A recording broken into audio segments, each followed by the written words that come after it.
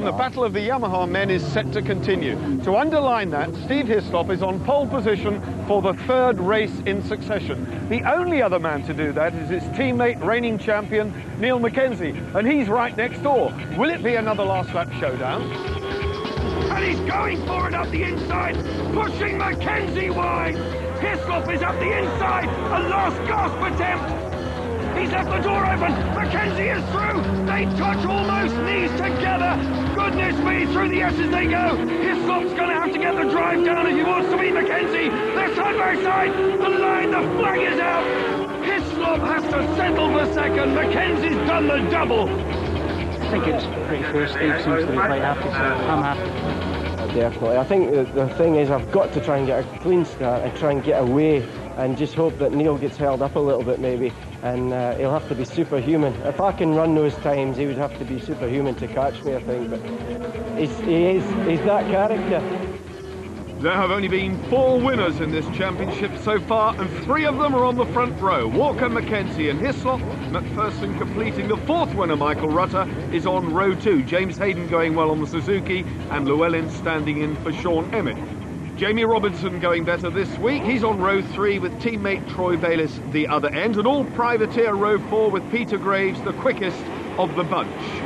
18 laps, 29 starters, and the 24-year-old Walker, his motocross experience, remember just 5 years ago he was riding in motocross, that paid dividends. He was out of the trap like a greyhound. Walker leads. Right behind him though was Steve Hislop from pole position. 7 riders on the grid were inside Mackenzie's lap record, so that underlines just how quickly they're going round Snetterton in 1998. A few of the privateers running a bit wide, but it's number 11 Hislop. Number 2 Walker in second place. In third place the Suzuki, James Hayden up from the second row. We're riding with the Honda of Michael Rutter, being passed already by Terry Reimer, the number 7 Suzuki. Reimer is getting better as the weeks go by in this 1998 championship. Rutter, conversely, Roger, is going backwards. Well, Rutter's not having the best of times, but riders do struggle sometimes with their form, and Michael's just having a bad patch at the moment. Or let's not forget that he won the wet race at Alton Park some weeks ago, but it's Steve Hislop in the lead here at Snetterton. This circuit is relatively featureless, I have to say. It's all about speed, top speed, slipstreaming. You'll see the riders getting well tucked into the bikes as Chris Walker just comes out of the fairing now on bike number 2, trying to catch the leader Steve Hislop, and Mackenzie moves through the field there on bike number 1 ahead of Matt Llewellyn. The number 5 rider in red, Matt Llewellyn, standing in for Sean Emmett. He's doing a great job here. There he is, number 5, Matt Llewellyn. Ahead of him, number 1, the reigning champion, Neil Mackenzie, and championship leader by a very slim margin now coming here. Just 21 points the gap he led Hislop by going into Snetterton. Number 7, Terry Reimer. There's Reimer moving through. Right ahead of number 32, the yellow Troy Bayliss. All yellow Ducati, all yellow leathers. Terry Reimer, though, the 30-year-old Londoner, big twitch from the rear wheel, nearly pitched him off. I nearly fell out of my seat. Reimer's reflexes were brilliant there. He grabbed it, grabbed a fistful of throttle, head down, and he's away again. The Suzuki through the speed trap here, almost as quick. In fact, very, very little to choose between these bikes. Quickest part of the circuit, the tail end of the Rivet Straight, 170 miles an hour. Neil Mackenzie, number 1. They're on the start-finish straight now. He is trailing James Hayden. Hayden in third place, Mackenzie in 4th. Walker number 2 in 2nd. Race leader number 11, Steve Hislop. Llewellyn is behind Mackenzie, and Terry Reimer on something of a charge. Also good to see John Reynolds, number 4. Oh, and somebody in the dirt. That's MacPHEASON. Ian MacPHEASON wobbling his way towards the cabbage patch, but he's down, looking at his left elbow. Don't know what happened there, Roger, but MacPHEASON clearly out of the race. Absolutely. He overcooked it, obviously, at Rich's corner. Not a good place to go off because he was straight into the field, but this is on board with Michael Rutter, and Simpson, his teammate, now passes him. That puts Simpson into 9th place and Rutter demoted down to 10th. This is the approach to the bomb hole corner, 3rd gear. The ref counter in the bottom of the screen there going up to the yellow line, indicating you must change gear. But this is the battle for 3rd place. James Hayden there on bike number 8, the 24-year-old, riding exceptionally well in this championship. I have to say that he's taken to the Suzuki like a duck to water. The bike fits him, the team suit him, and he's performing exceptionally well. Hayden in third. He won here in 1994. This is just a replay of MacPHEASON. Oh, yeah, it was almost a high-side situation. He saved it, ran wide onto the dirt, and really there was no hope for him from that moment on. The camera's still giving us a bird's-eye view, though. MacPHEASON out of the race. He's got to do it all over again. That's his third serious crash this season. Not good enough. I think MacPHEASON's suffering a lack of confidence. Not so Hayden, number 8. Not so Mackenzie, number 1, who is now closing on the back of the Suzuki. Hayden rode a Honda to victory here 4 years ago in the wet when he was just 20 years of age.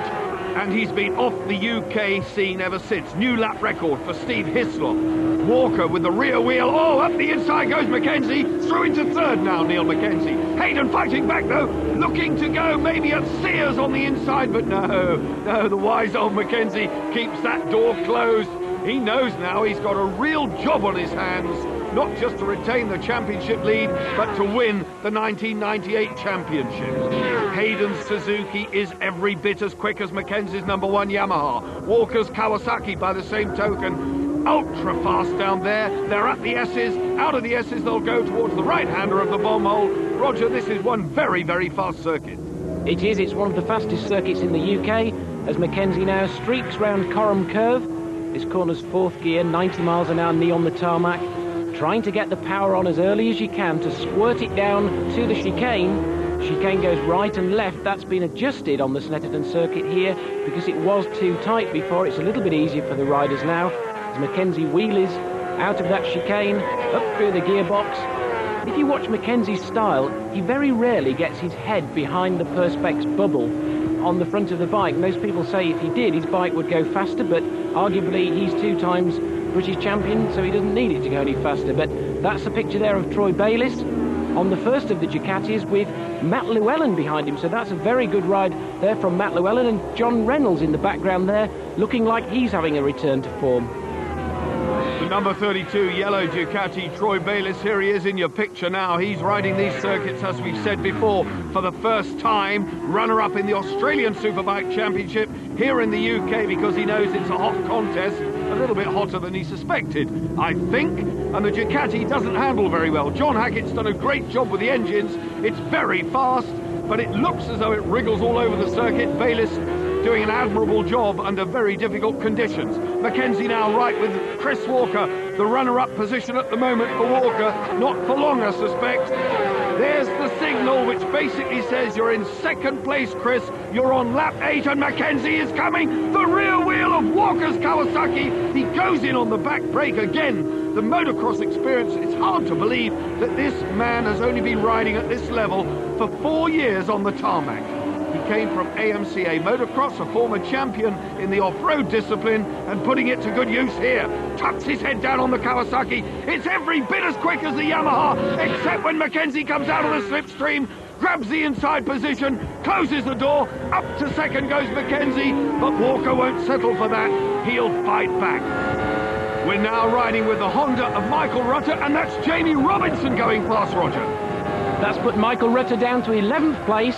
Good ride this from Robinson. You can see him going left and right. This is at the S's at the end of the back straight. Now the approach to the bomb hole. Looking at the rev counter there, the rev's building up, but this is the battle at the front, and Mackenzie up to second place, Walker on bike number 2 in third, James Hayden in fourth on number 8, Terry Reimer now, and Bayliss is ahead of Reimer, so Bayliss has moved up into that 5th spot. Terry riding exceptionally well though. You can see the Ducati wriggling. Bayliss is line into that corner. This is Sears corner. Very important to get a good drive out of here because this will determine your speed at the end of the straight. But I've got to say that Bayliss is riding exceptionally well on circuit that he doesn't really know. Yeah, the sad thing is that retirement at Thruxton has cost Troy Bayliss, the number 32 Ducati rider, dear, because he's scoring consistently in this championship. 5th and 6th, 5th and 6th, racking up the points every week. But to miss a round is really, really bad news, and he did just that at Thruxton, so he's having to work particularly hard to pick up the slack, as it were. Terry Reimer being dropped away. Still the battle for second place raging on the last lap. Mackenzie heading Walker. Hayden clinging on to 4th with Bayliss in a remarkable 5th, having pulled his way through the field. Llewellyn, Reynolds and Simpson and Rutter being dropped away further and further into the distance. They're in the tail enders now. HISLOP has got the lead. This is a battle for second. Walker drafting Mackenzie down the back straight. He's coming out of the inside. Is he going to be able to do Neil Mackenzie on the brakes? No, no, no. Mackenzie holds off, beats him into the S's.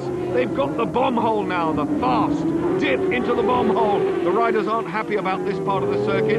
It's been the scene of some debate for many, many weeks leading up to this race. But they're here, they're racing, and how they're racing. Mackenzie and Walker, the battle for second place is what you're looking at now. They're going down towards the chicane. Walker's on the outside, a little bit too hot. Mackenzie's gone in too hot as well. The sprint towards the line, can Walker do it? He's driving hard on the Kawasaki, but Mackenzie hugs the curb and grabs second, but it was Steve HISLOP who got the win. There he is, fist in the air, 5 points he's clawed back on series leader Mackenzie. Walker rode well, but third he would have wanted better than that, and a good finish for Suzuki and James Hayden. Similarly, Bayliss, a great ride. Good to see John Reynolds finishing there in 8th, still in pain, but what about Steve HISLOP? Oh, it's brilliant. I got a good start, and I just rode to my signals, really. I did a couple of good fast laps, and the guys are showing us +1, +2, +2, 2.2, and I just tried to stay there, you know.